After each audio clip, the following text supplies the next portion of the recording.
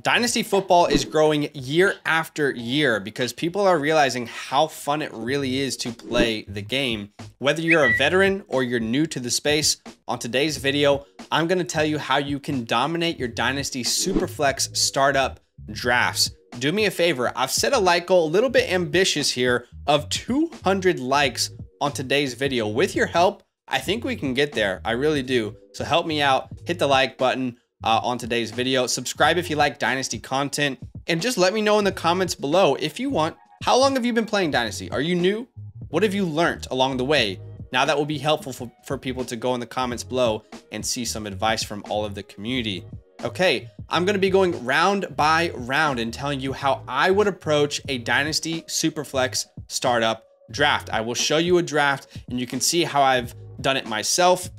And I'll just tell you some things that I live by in Dynasty football. First off, let's talk about the foundational positions in a Dynasty Superflex startup draft. If you're playing one quarterback, it's different, right? But for me, in the Dynasty leagues that I'm starting, they're Superflex. That's the way I prefer to play.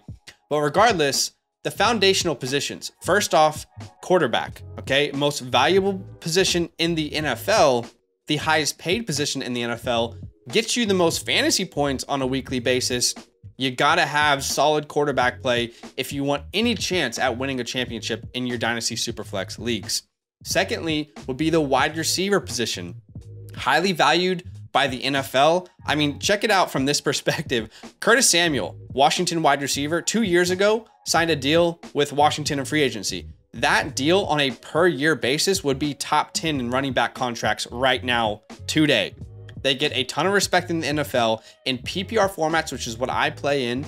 They get you a ton of points. And if you're in a league that has, let's say, 3 starting wide receivers or 3 flex spots, you can get a huge advantage if you're deep at the wide receiver position. Lastly, the tight end position. This is more important if you're in a tight end premium league. If I'm in a tight end premium league, Mark Andrews, Kelsey, Kyle Pitts can make the world of a difference. If I'm not in a tight end premium, they'll still be good, but I'll probably wait until about round 10 onwards and find a couple that I really like. You might notice, okay, why didn't he say the running back position? Running backs win fantasy football leagues, right? That's true, but Dynasty football is a little bit different.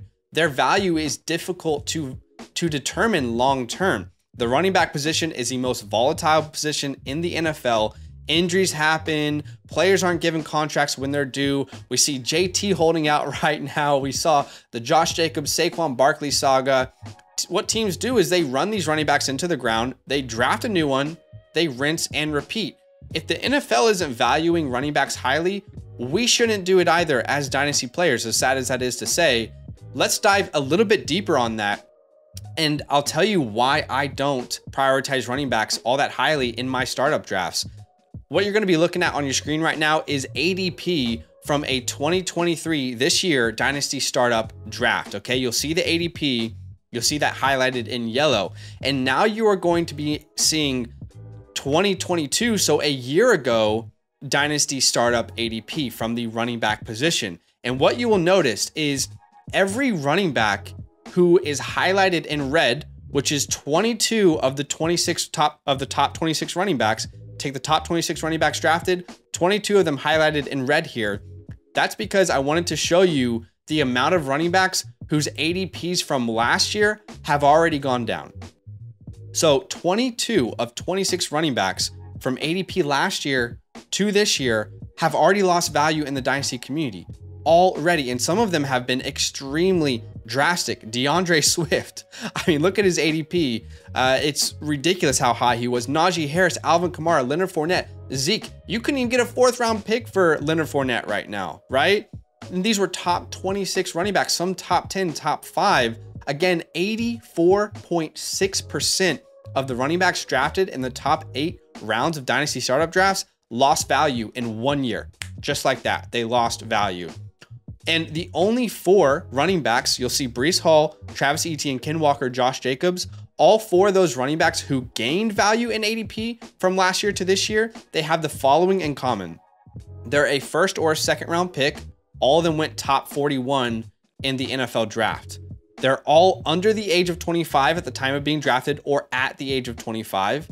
So while I will not be drafting running backs early in my startup drafts, if you want to, make sure that they follow that criteria, right? They're at least under the age of 25, if not younger, and they're at least a first or second round pick, early second at the absolute worst.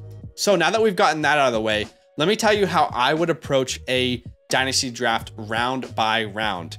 In round one, and this is specifically, I would say, strategy for people who are in the top 8 to 9 of their startup. So if you are at, let's say, the 10, 11, 12 spot, a little bit more difficult for you to really follow this strategy.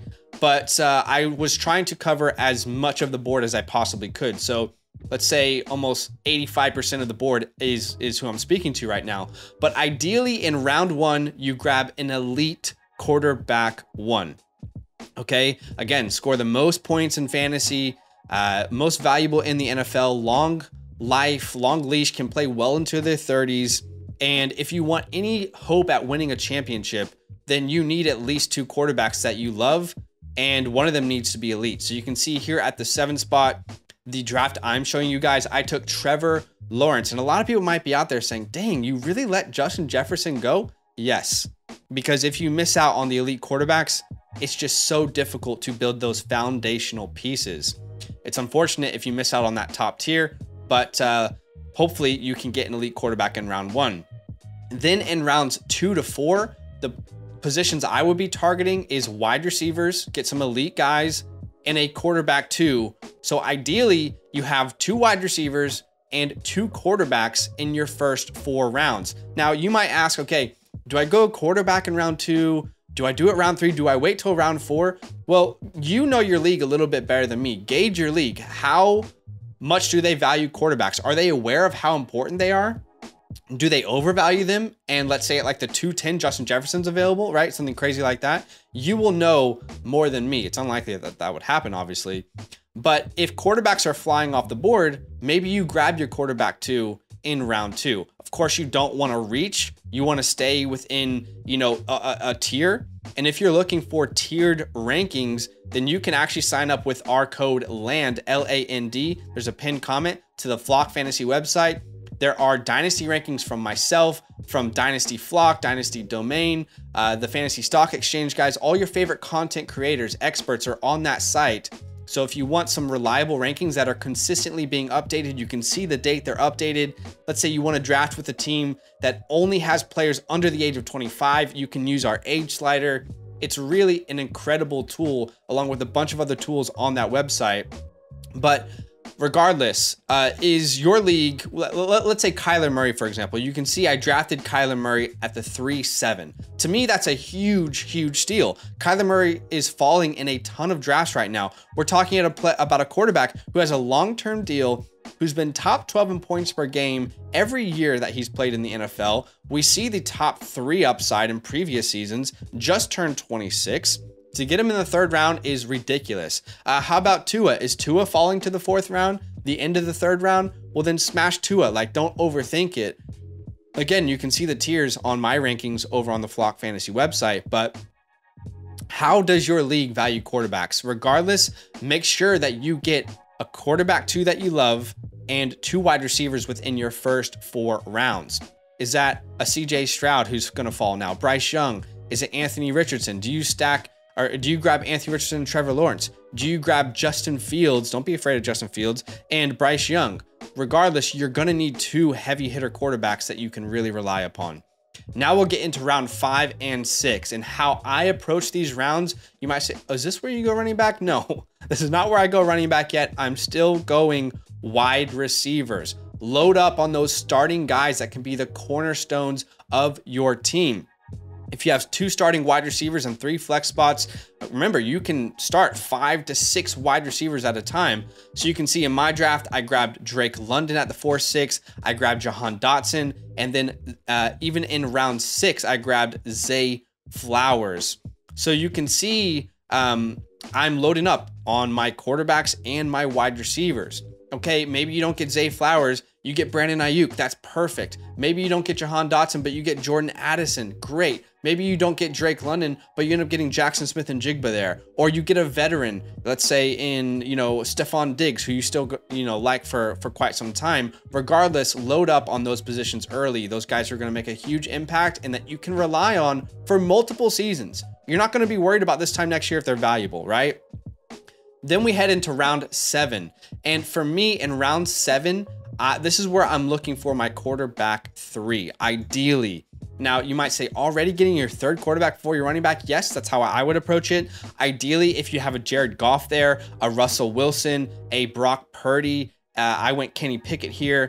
Let's say you had a Kirk Cousins or a Geno Smith or a Daniel Jones if he falls, or a Jordan Love. That's a perfect spot to get your quarterback 3. And hey, if all 3 of your quarterbacks end up being great, top 15 players, well, you have a lot of trade opportunity, ahead of you to fill out the rest of your team. But typically what happens is people who are new to Dynasty and specifically Superflex, they undervalue quarterbacks, and then you can find really good values, and the rest of your league eventually catches up and realizes how important quarterbacks are, and they'll be crawling back to you asking, okay, so what do you actually want for Geno Smith then? I'm not so worried about him anymore now that he's a top 12 quarterback, right? What do you want for Kenny Pickett now that he's having a better second year, as we typically anticipate from second year quarterbacks? What do you want for Jared Goff? He looks good this year, and I bet on Ryan Tannehill in like the 10th round, right? So in round 7 to 8, ideally you get your quarterback 3, and then in round 8, again, I'm still going wide receiver. I'm wanting to fill that last flex spot. For me, it was Elijah Moore. Really loved his value there. If you are a team that is rebuilding, or you're a hybrid, you want to stay relatively young, then go out and get an unproven young talent that you like an Elijah Moore that I just got there. Or if you are someone who is absolutely competing year 1, then get the likes of the Keenan Allen, get the likes of, let's say, the DeAndre Hopkins of the world, the Amari Coopers of the world if they fall, the Christian Kirks, the Deontay Johnsons, right? You will know what strategy you're doing, but either way, get that last flex spot sorted before we go running backs. And then in round 9 to 11, so 3 rounds straight, that's where I would personally, depending on how your draft falls, that's where I would personally start looking at running back values, okay? Running backs who are just undervalued, who have identifiable, solidified roles in year 1. This year they're going to give you production, but people undervalue them because they're not necessarily the most sexy names. Your Rashad Whites, who will be a starter. Your Cam Akers, who will be a starter. Your Joe Mixon, right? Started this year on a great offense. Lots of question marks long term. David Montgomery's of the world, the Alexander Madisons, the Aaron Jones, the James Connors, the Antonio Gibsons. In those 3 rounds, try and get some great values. For me, I went Madison, Alvin Kamara, and James Conner. Now, I'll wait on Alvin Kamara in this scenario, but I know week 1, I'll be able to start Alexander Madison and James Conner, and feel good about having those guys being my running backs while I am reliant on my quarterbacks and wide receivers to really carry the team long term. Then we get into the deeper rounds 12 to 14, and this is where I would ideally get my tight end 1 and my running back depth and just kind of what's the best value on the board. So you can see I went Evan Ingram, but still Darren Waller, it could be available in some of your leagues, David Njoku, Greg Dulcich, maybe Cole Kmet. Regardless, you can still find really good tight end values later on down the board. If you don't end up with an Andrews, a Pitts, a Kelsey, I'm personally suggesting to just punt that and get a couple that you like further down the board. Of course, it depends if you're in a tight end premium, right? And then just get some running backs and wide receivers that you like. Again, I got a starting running back for the first 3 weeks minimum in Jamal Williams, who I believe will have a goal line role while Alvin Kamara is out. Either way, I covered myself trying to find, from round 14 onwards, your ideal goal after that point is to identify running backs who are 1 injury away from being a startable asset, right? You know, I think like, you know, deeper into your drafts, the Keontae Ingrams of the world, Chase Browns of the world, the Damian Harrises, the Zach Evans, for example. Identify a running back who is undervalued and is one injury away from being a starter, and grab those running backs on your team. Now, of course, it's important that I say every strategy is pointless if your league is drafting the same way, okay? So the last thing I will say in today's video is you have to stay water in your drafts. You have to stay flexible. Everyone's leagues are going to draft differently. Everyone's going to value positions in a different way. Is your league heavily drafting, let's say, running backs? Well, there's probably incredible values at other positions on the board. The reason I say this is don't be so stuck on each individual round. Maybe you go running back instead of, like I said, in round 9, in round 7. There's just an incredible value on the board. Stay water. See how the board falls to you. But ideally, at the end of your Superflex startup draft, you want to have 2 quarterbacks you love, a 3rd quarterback that you can get in rotation, and you want to start as many of those wide receivers as you possibly can.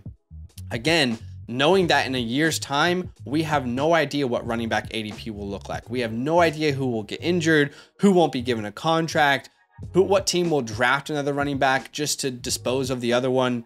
So look, for me, this is how I approach my Dynasty Startups drafts. I've had a lot of success with it. I am absolutely thrilled with the teams that I've built. Some have been rebuilds and I'm competing this year. Others have been win now. And I've just, again, looked at how my league was drafting and found values. So if you're in a slow draft, it's a little bit easier, but even in a time to draft, let's say like a minute on the clock, you can see how the board is falling. Regardless, if you want any advice, let's say you want a direct line to myself for advice through a DM, if you want rankings, articles, if you want to edge on your Dynasty League, then use our code LAND, L-A-N-D, when signing up to the Flock Fantasy website. I promise you, there is so much value on that website, not only from us, but you unlock everyone's content. There's databases. I mean, like everything that you can possibly think of to get advantage on your league, you will find there. So thank you so much for watching, guys. Again, this is how I approach my Dynasty Superflex startup drafts. Now, if you're in a 1 quarterback league, obviously will be a little bit different, but I would suggest trying Superflex. I'm a big fan of it, and I know a lot of people are as well out there. So do me a favor, drop a like on the video, subscribe, and we'll see you in the next one. Now that those idiots are done talking, who needs some rankings? Hell yeah, I need some rankings. Then use promo code LAND, L-A-N-D, for 30% off any membership at flockfantasy.com. Oh, it's so easy. Even your grandma could scan that QR code right there.